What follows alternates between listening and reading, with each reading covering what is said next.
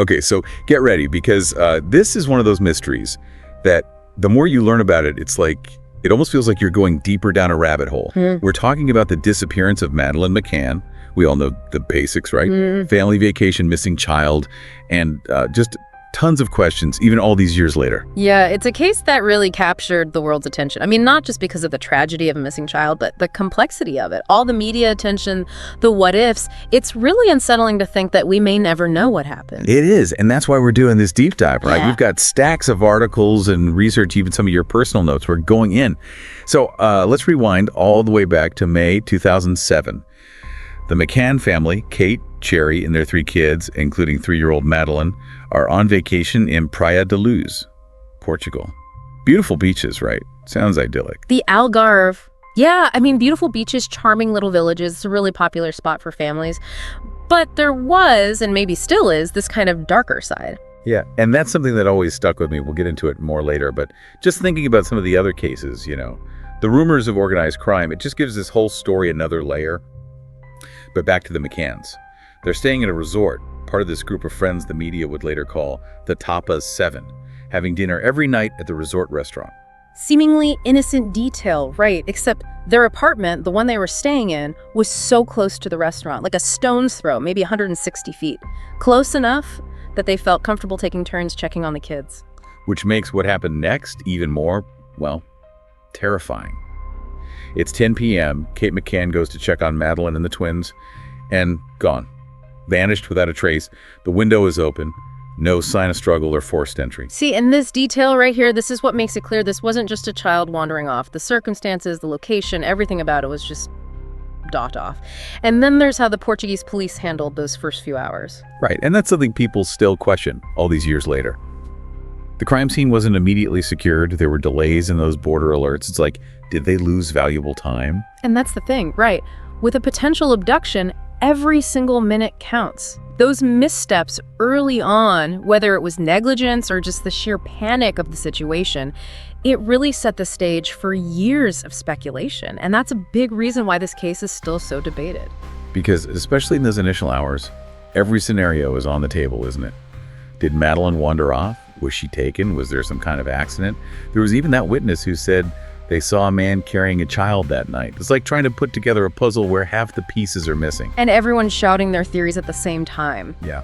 And with that much chaos and uncertainty, the media just exploded. It wasn't just local, it was everywhere overnight. Global obsession. Oh, I remember it. I was glued to the news. Makes you wonder about the families, though, How do they cope with all that pressure? But before we get into the media frenzy, let's break down those early theories. I mean, 1 minute the McCanns are on vacation, the next they're living every parent's worst nightmare. And they're going through it with the whole world watching. Every move analyzed, every word they say dissected, and no answers. So with time, the focus kind of shifted, didn't it? From finding Madeleine to, were the McCanns somehow involved? Which is where things take that really strange turn, right?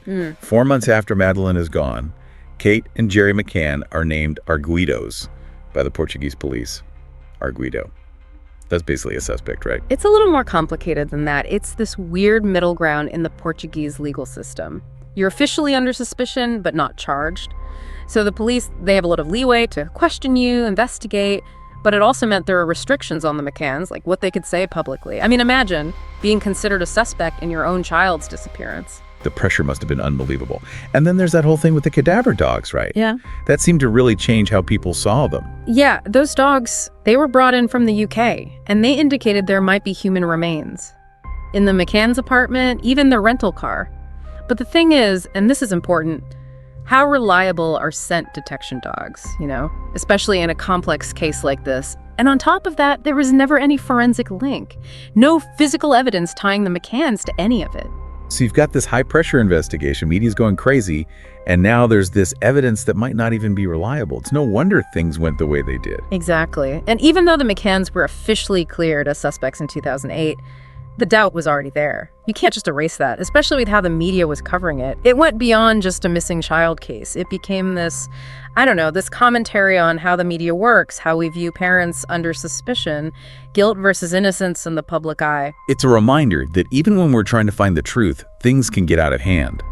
The line between helping and hurting gets really blurry. But even with all the focus on the McCanns, the investigation was stalled.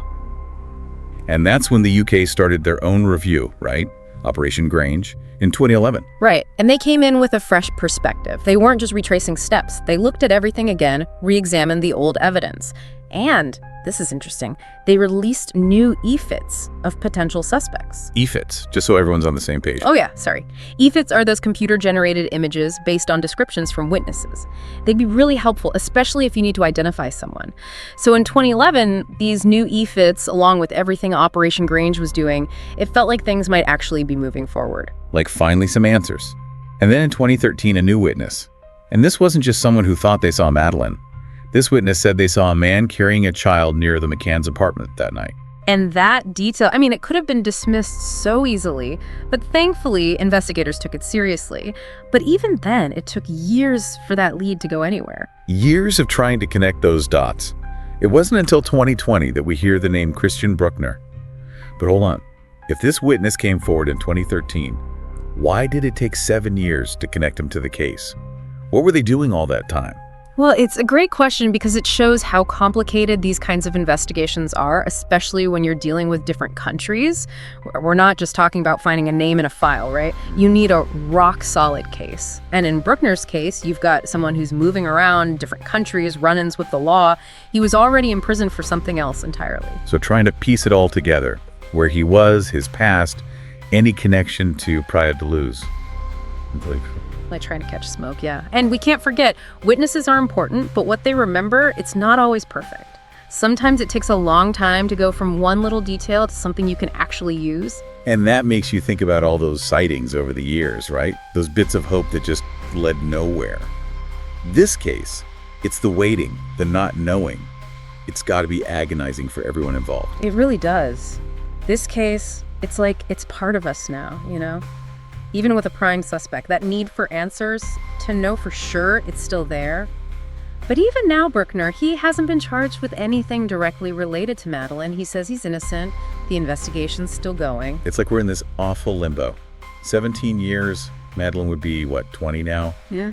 And even with everything investigators have done, we still might never know what happened that night. Which brings us back to those theories, right? The abduction, that's always been a strong possibility, especially with what we know about the Algarve.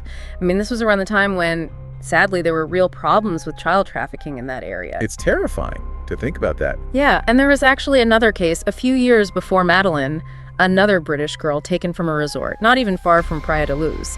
That case, thankfully, they found her, but it just showed how vulnerable, how easy it was. It just makes you think about that image of the McCanns. Relaxed, on vacation, just how quickly things can change. It does, doesn't it? And it makes all that suspicion directed at them even more. I don't know the word. Knowing there was someone like Bruckner operating in the area, someone who targeted tourists, it shifts everything, doesn't it? It does. Sometimes the scariest answer, the simplest one, is the right one. It makes you wonder, what if, from day one, they'd been looking at someone like him? Would it have made a difference? We can't say for sure, but it's a question that's always going to be there. And it reminds us that even though we want those clear-cut answers, sometimes the best we can hope for is to try and understand what happened, to see the danger, even when it's hidden. It's a lot to think about. We started by talking about Madeleine McCann, a little girl, her picture frozen in time.